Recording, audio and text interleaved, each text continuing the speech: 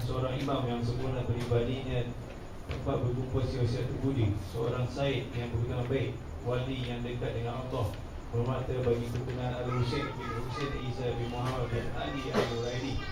Beliau juga disebut Ar-Rumi dikarenakan berkulit kemerahan, dan juga disebut Al-Azraq yakni biru dikarenakan kedua bola matanya berwarna biru. Beliau adalah orang yang banyak menikah, oleh sebab itulah banyak sekali keturunannya.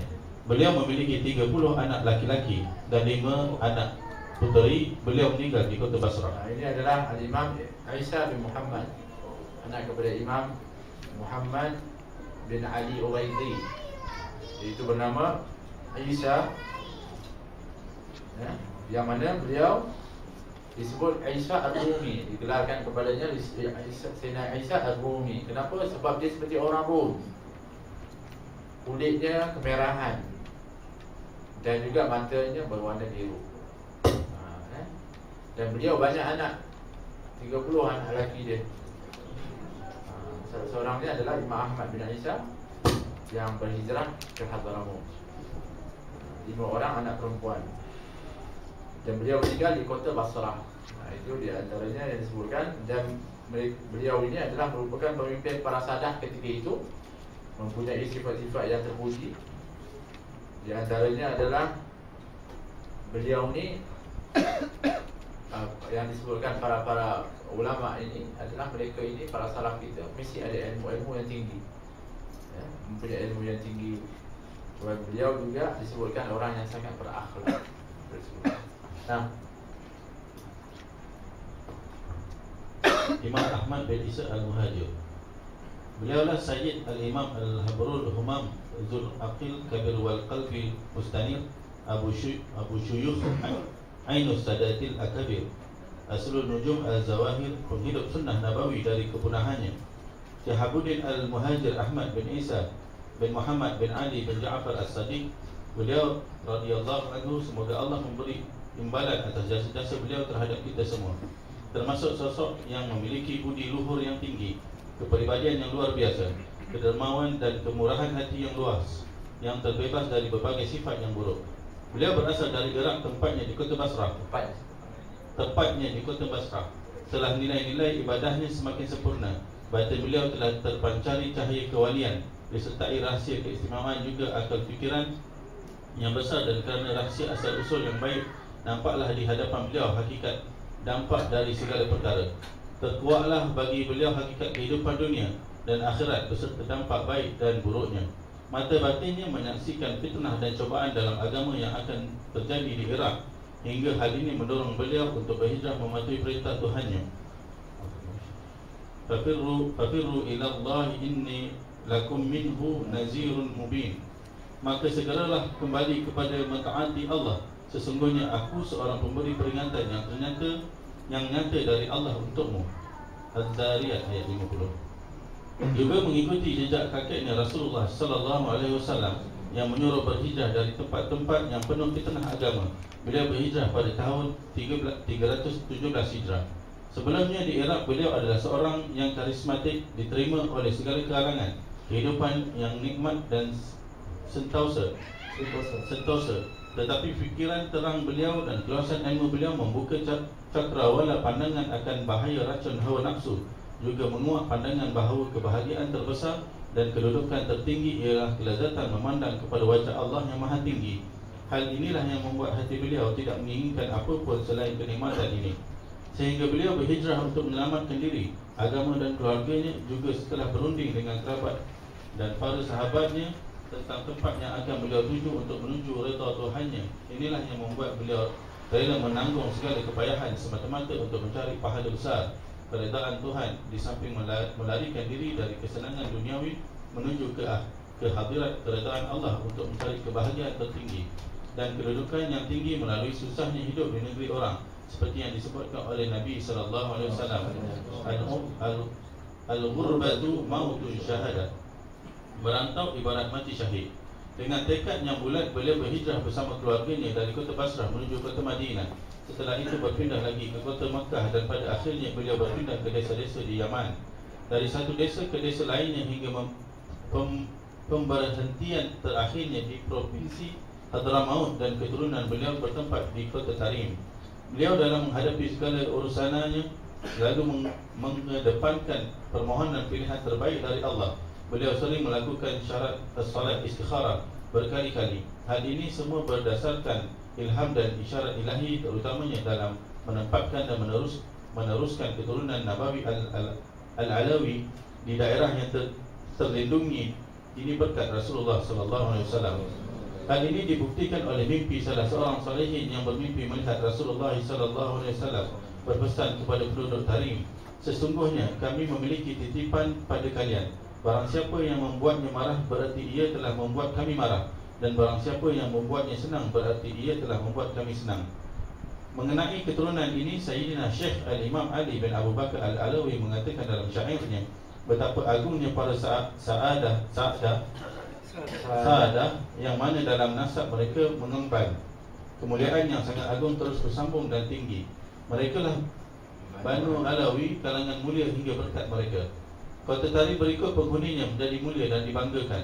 Para pecinta dan tetangga mereka menjadi terangkat berkat kemuliaan mereka. Anugerah kemuliaan siraman mereka sentiasa meliputi yang jauh juga. Rahsia-rahsia mereka terpancar dari lautan Ahmad.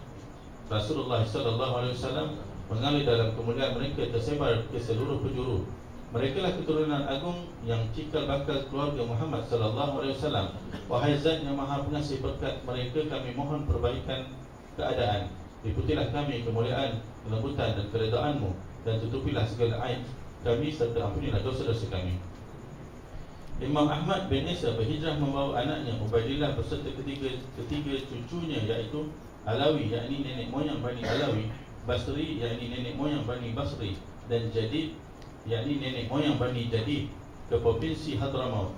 Perlu diketahui mereka semuanya adalah kalangan Sa'adah yang mulia bermazhabkan Ahlus Sunnah wal Jamaah, termasuk para ulama amilin yang telah merasakan manisnya ilmu, juga tokoh kesalehannya. Syekh Al-Imam Fadil bin Abdullah bin Fadil berkata, aku bersyukur kepada Allah kerana sebuah perkataan yang terucap dari lisanku.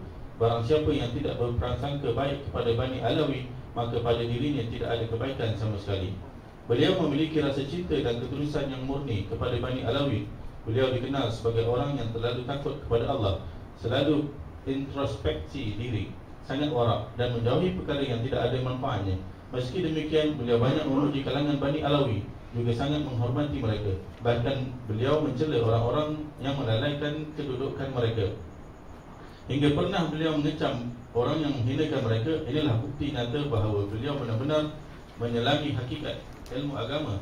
Hati beliau dipenuhi keteguhan mengikuti jejak Rasulullah SAW, dan mata batin beliau telah tersingkap hijab-hijabnya untuk dihiasi haqqul yaqin. Suatu kali Sultanah binti Adi Al-Zubaydi radhiyallahu anha pernah memimpi melihat Nabi SAW memasuki rumah salah seorang Ba'lawi sambil berkata, inilah rumah para kekasih, inilah rumah para kekasih. Guru kami Al-Habib Abdullah bin Alawi Al-Haddad telah memberikan ungkapan yang sangat indah dalam sebuah qasidahnya mengenai mereka. Beliau Ahmad bin Isa menjaga diri dari duniawi, berhijrah berlari menuju Allah dan menghindar dari kejadian yang sangat berbahaya. Dari kota Basrah yang hijau dan rindang, beliau menyarungi berbagai desa. Di sana beliau juga mengalami berbagai cobaan yang sangat berat, hingga sampailah di lembah yang penuh berkah.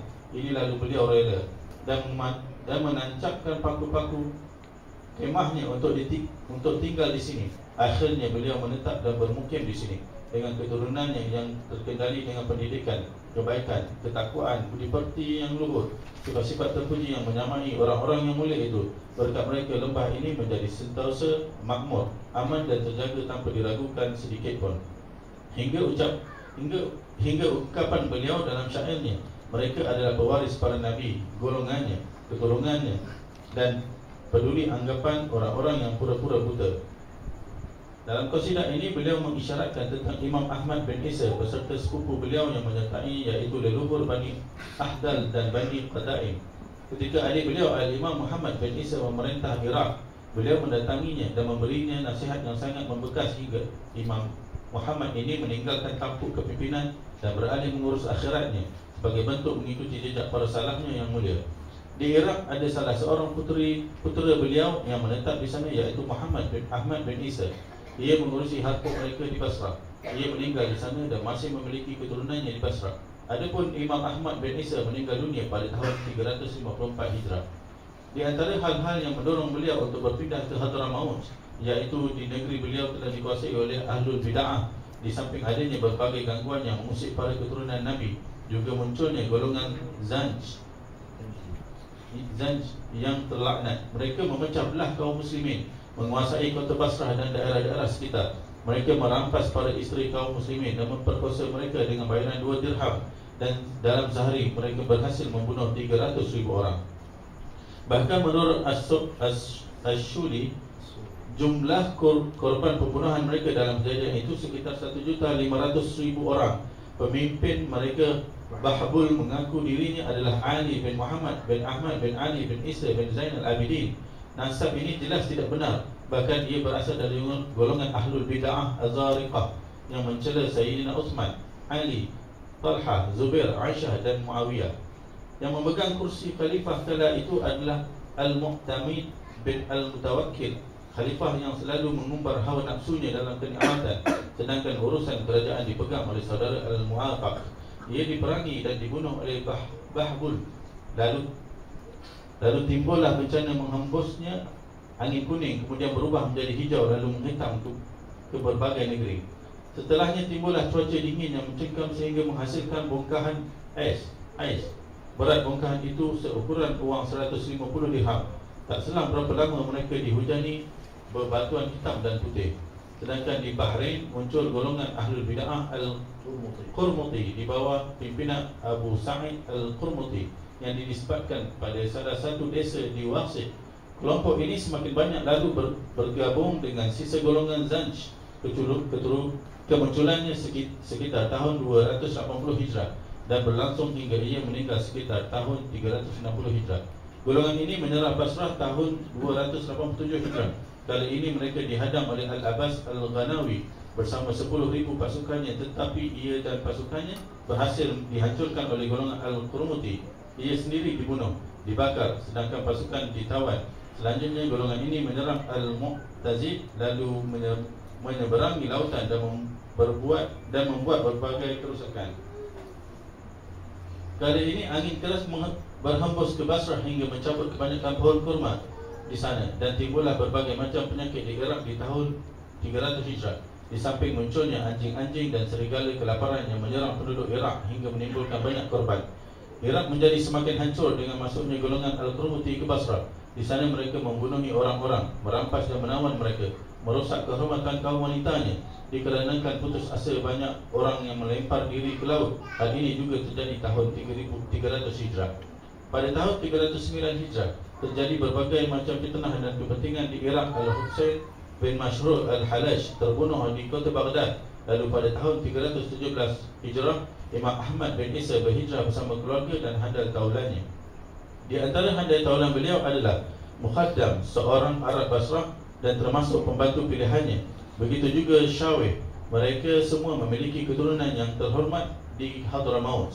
Sebelumnya telah kita ketahui beliau juga disertai oleh leluhur Bani Ahdal. Berbicara tentang Bani Ahdal, sebenarnya kalimat Al-Ahdal berasal dari Hadalah yang berarti yang paling dekat, sedangkan menurut Imam Al-Faqihi dinamakan Al-Ahdal kerana menunjuk ke jalan Tuhan. Di antara mereka adalah Ali bin Umar bin Muhammad bin Sulaiman bin Ubaid bin Isa bin Ali bin Muhammad bin Jinjam bin Auf bin Imam Musa Al-Khazin bin Ja'far Sadiq. Tetapi mereka menyembunyikan identitas Sa'adah. Mereka begitu juga Bani Qudaim, lalu mereka kembali kepada Muhammad Al-Jawad bin Ali Ridha bin Musa Al-Khazin bin Ja'far.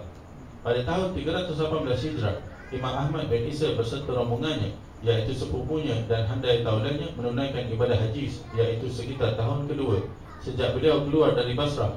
Ketika tiba di Hadramaut, beliau masuk dan tinggal di kota Hajrain. Di sana beliau membeli perkebunan kurma dan beberapa hektar tanah seharga 1,500 dinar. Lalu beliau menghadiahkannya kepada pembantunya yang bernama Syawih.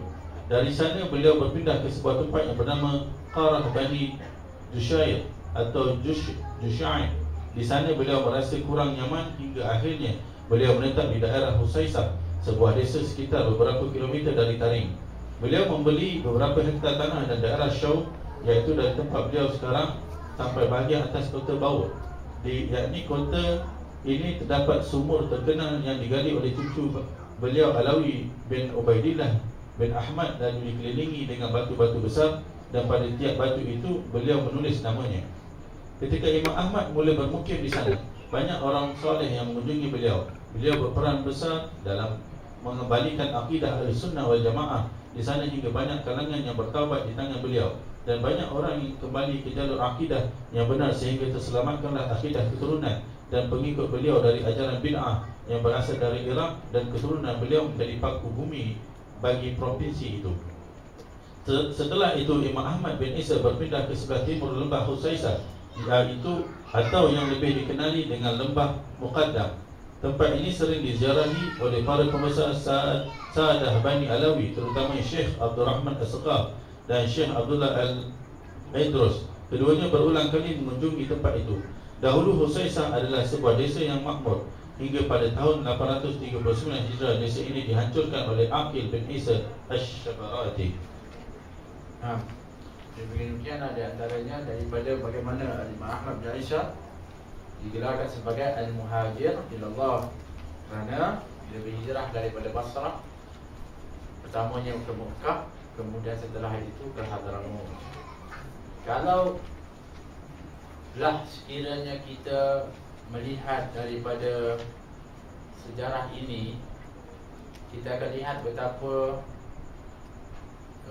perpindahan atau penghijrahan beliau itu benar-benar dengan satu niat yang begitu ikhlas dan suci kerana Allah SWT. Kerana Iraq sebenarnya beliau ini adalah mempunyai kedudukan yang istimewa, disanjung, dan hidupnya itu dalam mewah, kemewahan. Sebab apa kemewahan? Bukanlah maknanya mereka bermewah-mewah, tidak. Tapi mereka itu disanjung, kemudian mereka dalam keadaan yang hidup yang mudah, tapi dermawan dan sebagainya. Tetapi kerana fitnah yang berlaku, untuk melindungi daripada fitnah-fitnah yang memang dijanjikan bahawa keluarga Nabi ini tak lari daripada fitnah-fitnah yang akan menimbul kepada mereka, maka beliau berhijrah ke Makkah. Beliau kalau di Makkah pun diterima oleh ahli Makkah. Jelaslah ini adalah merupakan keturunan baginda Rasulullah, tapi dapat isyarat daripada Allah SWT untuk nak berhijrah ke Hadramaut. Maka beliau pun berangkat berhijrah ke Hadramaut, yang Hadramaut itu adalah satu negeri atau tempat yang dikelilingi oleh bukit bukau, lembah, yang sebenarnya tidaklah sehebat di Iraq ataupun di Mekah. Untuk apa beliau bersusah payah berhijrah ke sana dan sebagainya? Sekali daripada isyarat daripada Allah SWT. Dan ternyata penghijrahan itu membawa satu lembaran yang begitu hebat, manfaat bukan hanya kepada penduduk-penduduk Hadramaut atau Yaman secara amnya, tetapi seluruh dunia, dengan tersebarnya pula para da'i yang di sana membawa risalah Islam ke seluruh pelosok dunia. Daripada berkat hijrah yang pertama sekali, iaitu daripada Sayyidina Ahmad bin Isa Al-Muhajir, yang ketika itu pada zaman yang dipenuhi dengan fitnah Karamitah. Kalau di Hadramaut itu banyak di antaranya adalah Ibadhi, iaitu orang-orang sesat, golongan-golongan sesat. Dibawa di sana, hijrah dibawa apa di antaranya? Apa dia punya tu? Dia punya akidahnya Asy'ariyah. Sebab itu kat Malaysia ni akidahnya adalah Asy'ariyah. Sebab para doa ataupun pendakwah dia bawa akidah Asy'ariyah. Jadi guna yang dia telah pun dia disusun oleh Abu Hasan Al-Asy'ari. Bukan akidah dia, bukan akidah Asy'ariyah punya akidah Islam, cuma dinisbahkan namanya saja. Dan ianya adalah akidah yang diiktiraf berdasarkan daripada Al-Quran dan Sunnah. Kena faham itu Sebab orang ini kata, oh kita nak ikut mazhab ni, buat apa kita nak kena ikut Al-Quran dan Sunnah? Ya Syekh, kita ikut Al-Quran dan Sunnah lah ini. Cuma dipermudahkan kepada kita untuk dapatkan hasil. Disimpulkan menjadi sifat 20 bagi Allah dengan daripada dalil daripada akli dan nakli. Bukannya dengan hawa nafsu, reka-reka, tidak. Itu. Dan juga madhab fiqahnya adalah Syafi'i.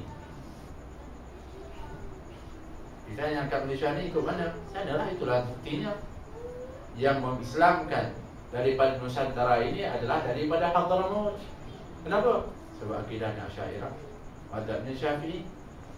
Kalau yang mengislamkan kita contohnya daripada India, pastilah ketika itu madhabnya Hanafi, bukan Syafi'i. Kalau tempat lain, mungkin madhab yang lain. Maka ini adalah merupakan satu bukti yang paling besar bahawa yang masukkan Islam, mengislamkan daripada penduduk-penduduk ataupun orang-orang yang berada di khususnya di Nusantara ini adalah daripada Hadramaut. Dulu masa-masa akidah Asy'ariyah, madhabnya Syafi'i, tak ada gaduh macam ini ni. Yang jadi gaduh ni sebab apa lagi? Sebab ada pahaman-pahaman lain-lain itulah yang sibuk masuk ke situ. Cuba semuanya Asy'ariyah, semuanya Syafi'i. Yang ada khilaf di dalam mazhab Syafi'i, ada perbezaan sebagainya, tak ada jadi masalah. Tapi cuba ada mazhab yang lain atau pahaman-pahaman yang lain menyalahkan kepada mazhab Imam Syafi'i, akidah ini tak betul dan sebagainya, ini yang bawa kacau.